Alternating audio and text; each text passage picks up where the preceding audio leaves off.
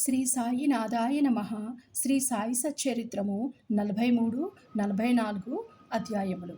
బాబా సమాధి చెందుట, సన్నాహము, సమాధి మందిరము, ఇటుకరాయి విరుగుట, 72 గంటల సమాధి, జోగు యొక్క సన్యాసము, అమృతం వంటి బాబా పలుకులు.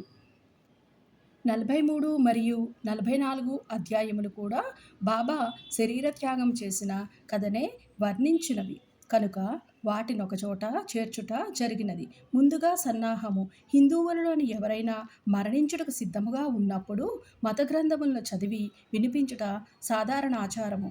ఏలనగా ప్రపంచ విషయముల నుంచి అతని మనస్సును మరలించి భగవద్విషయముల యందు లీనమునర్చినచో అతడు పరమును సహజముగాను సులభముగాను పొందును. పరీక్షిత్ మహారాజు బ్రాహ్మణ ఋషిబాలునిచే శపింపబడి వారము రోజులలోని చనిపోవుటకు సిద్ధముగా ఉన్నప్పుడు గొప్ప యోగి అగు సకుడు భాగవత పురాణమును ఆ వారములోని బోధించును. ఈ అభ్యాసము ఇప్పటికినే అలవాట్లో ఉన్నది. చనిపోవుటకు సిద్ధముగానున్న వారికి గీత, భాగవతము మొదలగు గ్రంథములను చదివి వినిపించెదరు. కానీ బాబా భగవంతుని అవతారమొకటచే వారికట్టిది అవసరము లేదు. కానీ బాబా ఇతరులకు ఆదర్శముగా ఉండుటకు ఈ అలవాటు పాటించిరి. త్వరలోనే దేహత్యాగము చేయునున్నామని తెలియగానే వారు వజే అను అతన్ని పిలిచి రామ విజయం అను గ్రంథమును పారాయణ చేయుమనిరి. అతడు వారములోని గ్రంథమునొకసారి పఠించెను. తిరిగి దానిని చదువుమనియు బాబా ఆజ్ఞాపించగా అతడు రాత్రింబవళ్ళు దానిని చదివి 3 దినములలోని 2వ పారాయణమును పూర్తి చేసెను. ఈ విధముగా 11 దినములు గడిచెను.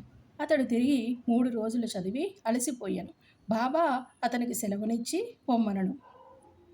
బాబా నెమ్మదిగాను ఉండి ఆత్మానుసంధానములోని మునిగి చివరి క్షణమునకై ఎదురుచూచుచుండిరి. 2-3 దినములు ముందు నుంచి బాబా గ్రామం బయటకు పోవుట, భిక్షాటనములు చేయుట మొదలైనవి మాని మసీదులోని కూర్చుండిరి.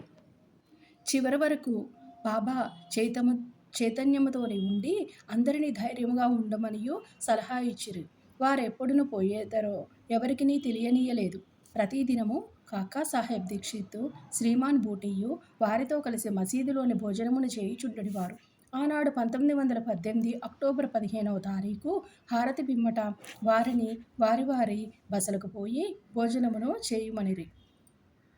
అయినను కొంతమంది లక్ష్మీబాయి సింధే, బాగోజీ సింధే, బాయాజీ, లక్ష్మణ్ బాలా షింపి, నానాసాహెబ్ నిమోన్కరు అక్కడనే ఉండిరి. దిగువ మెట్ల మీద శ్యామ కూర్చుని ఉండెను. లక్ష్మీబాయి సింధేకు 9 రూపాయలను దానము చేసిన పిమ్మట బాబా తన కాస్థలము మసీదు బాగా లేదనియూ అందుచేత తనను రాతితోని కట్టిన బూటీ మేడాలోనికి తీసుకుని పోయినా అచట బాగుగా నుండుననియూ చెప్పెను. ఈ తుది పలుకు లాడుచు బాబా బాయాజీ తాత్యాకోతేపై ఉరిగి ప్రాణములు విడిచెను. బాగోజీ దీనిని కనిపెట్టెను. దిగువ కూర్చుని ఉన్న నానాసాహెబ్ నిమోన్కర్కు ఈ సంగతి చెప్పెను. నానాసాహెబ్ నీళ్లు తెచ్చి బాబా నోటిలో పోసెను. అవి బయటకు వచ్చెను. అతడు బిగ్గరగా హో దేవా అని అరిచెను. అంతలోనే బాబా కళ్ళు తెరిచి మెల్లగా ఆ అను. బాబా తమ భౌతిక శరీరమును విడిచిపెట్టెననియు తేలిపోయెను. బాబా సమాధి చెందినను సంగతి షిరిడీ గ్రామంలోని కార్చిచ్చువలే వ్యాపించెను. ప్రజలందరూ స్త్రీలు, పురుషులు, బిడ్డలు మసీదునకు పోయి ఏడ్వసాగిరి. కొందరు బిగ్గరగా ఏడ్చిరి, కొందరు వీధుల్లోని ఏడ్చుచుండిరి, కొందరు తెలివి తప్పిపడిరి. అందరి కండ్ల నుంచి నీళ్లు కాలువల వలె పారుచుండెను. అందరూ విచారగ్రస్తులైరి. కొందరు సాయిబాబా చెప్పిన మాటలు జ్ఞాపకము చేసుకొని మొదలిడిరి. మునుముందు 8 ఏండ్ల బాలునిగా ప్రత్యక్షమయ్యదననియు బాబా తమ భక్తులతోని చెప్పిరనియు ఒకరనిరి. ఇవి యోగీశ్వరుని వాక్కులు కనుక ఎవ్వరునూ సందేహింపనక్కరలేదు.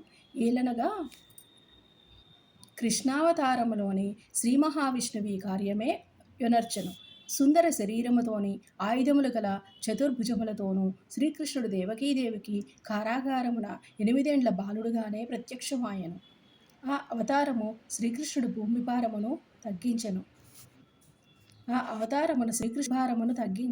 ఈ అవతారం సాయిబాబా భక్తులను ఉద్ధరించుటకై వచ్చినది. కనుక సంశయింప కారణమేమున్నది? యోగులు జాడ అగమ్యగోచరములు. సాయిబాబాకు తమ భక్తులతోడి సంబంధ ఈ జన్మ ఈ యొక్క జన్మతోడిదే కాదు, అది గడచిన 72 జన్మల సంబంధము. ఇట్టి ప్రేమబంధములు కలిగించిన ఆ మహారాజు సాయిబాబా ఎచటికో పర్యటనకై పోయినట్లనిపించుట వలన వారు శీఘ్రముగానే తిరిగి వద్దురను దృఢ విశ్వాసము భక్తులకు కలదు.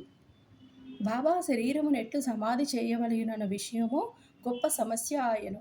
కొందరు మహమ్మదీయులు బాబా శరీరమును ఆరుబయట సమాధి చేసి దానిపై గోరి కట్టవలనని అనిరి. కుషాల్ చంద్, అమీర్ శేఖర్ కూడా ఈ అభిప్రాయములనే వెలిబుచ్చిరి. కానీ రామచంద్ర పాటీలు అను గ్రామ మునసబు గ్రామములోని వారందరితోని నిశ్చితమైన దృఢ కంఠ స్వరముతోని, మీ ఆలోచన మాకు సమ్మతము కాదు, బాబా శరీరం రాతివాడాలోని పెట్టవలసినదే అని అనెను. అందుచే గ్రామస్తులు 2 వర్గములుగా విడిపోయి ఈ విధముగా 36 గంటలను జరిపిరి.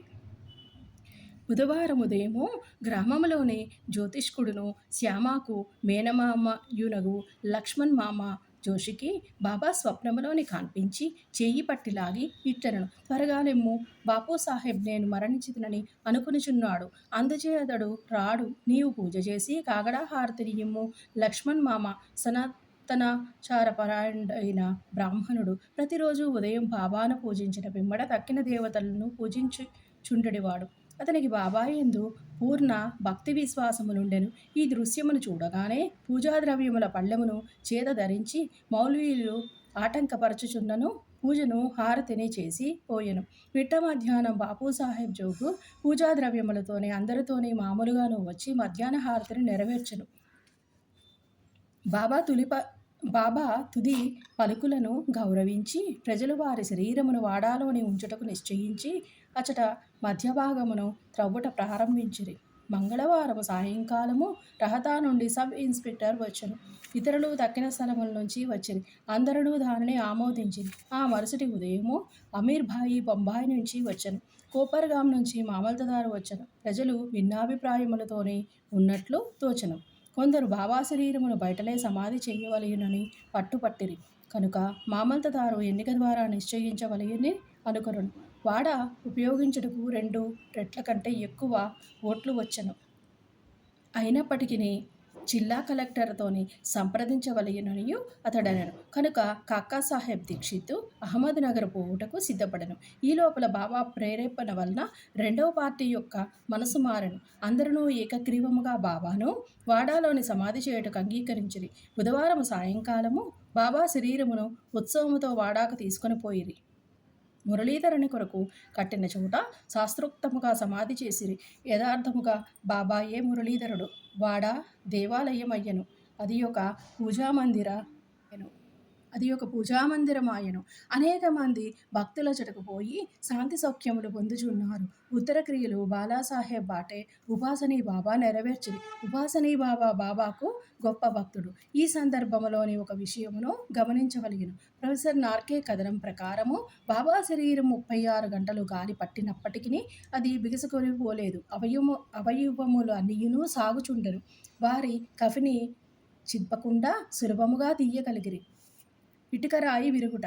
బాబా భౌతిక శరీరమును విడుచుటకు కొన్ని దినముల ముందు ఒక దుశ్శకునమయ్యెను. మసీదులోని ఒక పాత ఇటుక ఉండెను. బాబా దానిపై చేయి వేసి ఆనుకుని కూర్చుండువారు. రాత్రులందు దానిపై ఆనుకొని ఆసనస్థులగుచుండిరి. అనేక సంవత్సరములు ఇట్లు గడిచెను. ఒకనాడు బాబా మసీదులోని లేనప్పుడు ఒక బాలుడు మసీదును శుభ్రపరచుచు దానిని చేతితోని పట్టుకొని ఉండగా అది చేతి నుండి జారి క్రిందపడి 2 ముక్కలాయెను. ఈ సంగతి బాబాకు తెలియగానే వారు మిగుల చింతించి ఇట్లని ఏడ్చిరి.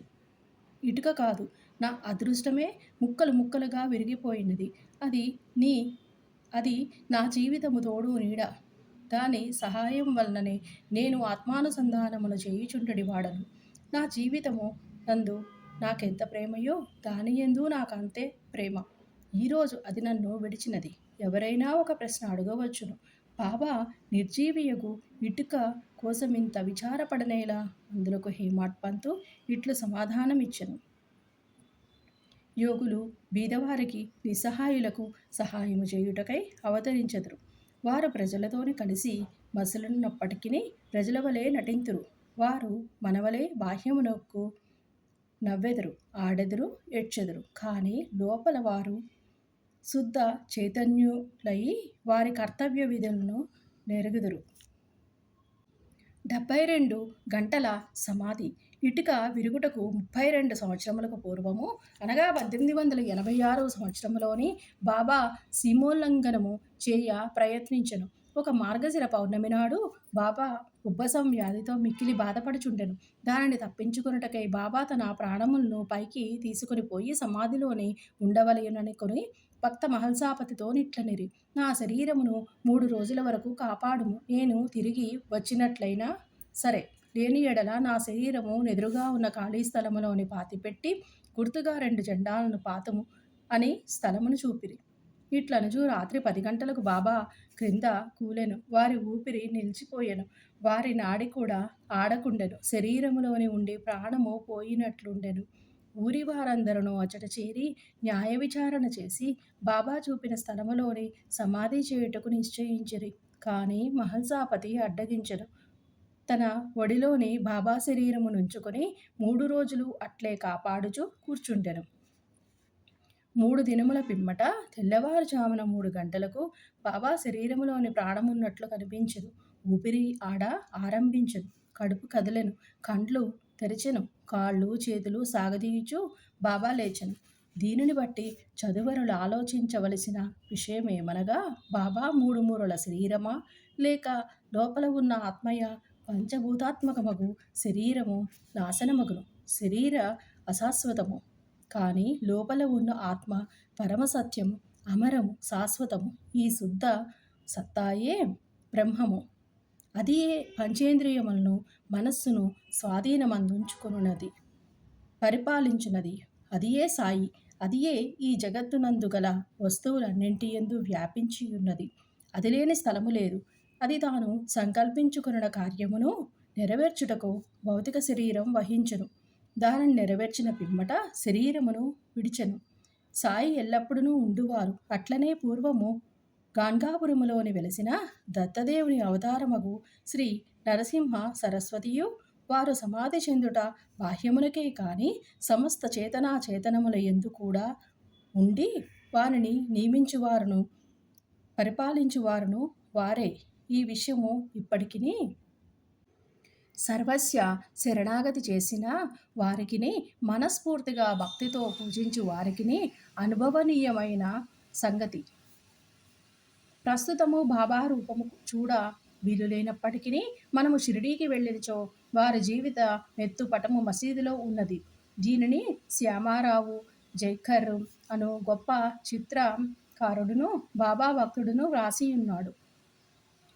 భావుకుడు భక్తుడనైన ప్రేక్షకునికి ఈ పటము ఈనాటికిని బాబాను భౌతిక శరీరముతోనే చూచినంత తృప్తి కలుగజేయును.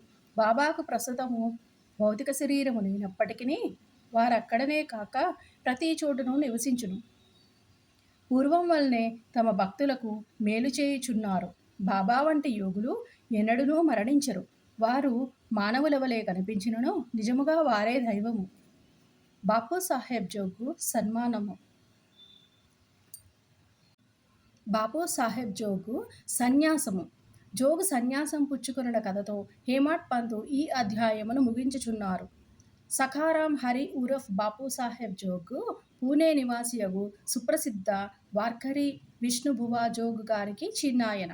1909 సంవత్సరమున సర్కారు ఉద్యోగము నుంచి విరమించిన తరువాత పీడబ్ల్యూడీ సూపర్వైజర్ భార్యతోని షిరిడీకి వచ్చి నివసించుచుండెను. వారికి సంతానము లేకుండెను. భార్యాభర్తలు బాబాను ప్రేమించి బాబా సేవయందే కాలమంతయును గడుపుచుండిరి. మేఘశ్యాముడు చనిపోయిన పిమ్మట బాపూసాహెబ్ జోగు మసీదులోను చావడిలోనూ కూడా బాబా మహాసమాధి పొందు వరకు హారతిని ఇచ్చుచుండెను. అదియును కాక ప్రతిరోజు సాటేవాడలోని జ్ఞానేశ్వరియును ఏకనాథ భాగవతమును చదివి వినవచ్చిన వారందరికీ బోధించుచుండెను. అనేక సంవత్సరములు సేవ చేసిన పిమ్మట జోగు బాబాతోని, నేనిన్నాళ్ళు మీ సేవ చేసితిని. నా మనసు ఇంకనూ శాంతము కాలేదు. యోగులతోని సహవాసము చేసినను నేను బాగు కాకుండుటకు కారణమేమి? ఎప్పుడునూ కటాక్షించెదవు అనెను. ఆ ప్రార్థన విని బాబా కొద్ది కాలములోనే నీ దుష్కర్మల ఫలితము నశించును. నీ పాపపుణ్యములు భస్మమగును. ఎప్పుడునూ నీవభిమానమును పోగొట్టుకుని మోహమును రుచిని జయించెదవో, ఆటంకములన్నింటినీ కడచెదవో, హృదయపూర్వకముగా భగవంతుని సేవించుచు సన్యాసమును పుచ్చుకొనెదవో, అప్పుడు నీవు ధన్యుడవయ్యెదవు అనిరి. కొద్ది కాలము పిమ్మట బాబా పలుకులు నిజమాయెను. అతని భార్య చనిపోయెను. అతనికింకొక అభిమానమేమియును లేకుండుటచే అతడు స్వేచ్ఛాపరుడై సన్యాసమును గ్రహించి తన జీవిత పరమావధిని పొందెను. అమృతతుల్యమగు బాబా పలుకులు. దయాదాక్షిణ్యమూర్తియగు సాయిబాబా పెక్కుసారలు మసీదులోని ఈ దిగువ మధురవాక్యములను పలికిరి. ఎవరైతే నన్ను ఎక్కువగా ప్రేమించెదరో వారు ఎల్లప్పుడూ నన్ను దర్శించెదరు. నేను లేక ఈ జగత్తంతయును వారికి శూన్యము. నా కథలు తప్ప మరేమియును చెప్పడు. సదా నన్నే ధ్యానము చేయును. నా నామమునే ఎల్లప్పుడూ జపించుచుండును. ఎవరైతే సర్వస్వ శరణాగతి చేసి నన్నే ధ్యానింతురో వారికి నేను రుణగ్రస్తుడును. వారికి మోక్షమునిచ్చి వారి రుణము తీర్చుకొనెదను. ఎవరైతే నన్నే చింతించుచు నా కూర్చియే దీక్షతోని ఉందురో, ఎవరైతే నాకు అర్పించనిదే ఏమీనూ తినరో అట్టి వారిపై నేను ఆధారపడి ఉందును. ఎవరైతే నా సన్నిధానమునకు వచ్చెదరో వారు నది సముద్రములోని కలిసిపోయినట్లు నాలో కలిసిపోవుదురు. కనుక నీవు గర్వము అహంకారము లేశమైనా లేకుండా నీ హృదయములోని ఉన్న నన్ను సర్వస్వ శరణాగతి వేడవలయును. నేననగా ఎవరు? నేను అనగా ఎవ్వరో సాయిబాబా ఎన్నోసార్లు బోధించిరి. వారిట్లనిరి: నన్ను వెతుకుటకు నీవు దూరముగాని మరచెటకు గాని పోనక్కరలేదు. నీ నామము నీ ఆకారము విడిచినచో నీలోని గాక అన్ని జీవులలోనూ చైతన్యము లేదా అంతరాత్మ అని ఒకటి ఉండును. అదే నేను. దీనిని నీవు గ్రహించి నీలోనే కాక అన్నింటిలోనూ నన్ను చూడుము. దీనిని అభ్యసించినచో సర్వవ్యాపకత్వం అనుభవించి నాలో ఐక్యం పొందెదవు. హేమాడ్ పంతు చదువరులకు ప్రేమతో నమస్కరించి వేడినదేమనగా వారు వినయ విధేయతలతోని దైవమును, యోగులను, భక్తులను ప్రేమింతురుగాక. బాబా పెక్కుసారలు ఎవరైతే ఇతరులను నిందించుదురో వారు నన్ను హింసించిన వారగుదురు. ఎవరైతే బాధలనుభవించెదరో ఓర్చుకొందురో వారు నాకు ప్రీతి గూర్చెదరు అని చెప్పిరి గదా. బాబా సర్వ వస్తు జీవ సముదాయములలోని ఐక్యమై ఉన్నారు. భక్తులకు నలుప్రక్కల నుంచి నిలిచి సహాయపడెదరు. సర్వజీవులను ప్రేమించుట తప్ప వారు మరేమియును కోరరు. ఇట్టి శుభమైన పరిశుభ్రమైన అమృతము వారి పెదవుల నుంచి స్రవించుచుండెను. హేమాడ్ పంతు ఇట్లు ముగించుచున్నారు: ఎవరు బాబా కీర్తిని ప్రేమతోని పాడెదరో, ఎవరు దానిని భక్తితోని వినెదరో ఉభయులను సాయితో ఐక్యమగుదురు. శ్రీ సాయినాథాయ నమః. 43, 44 అధ్యాయములు సంపూర్ణము. సద్గురు శ్రీ సాయినాథార్పణమస్తు. శుభం భవతు.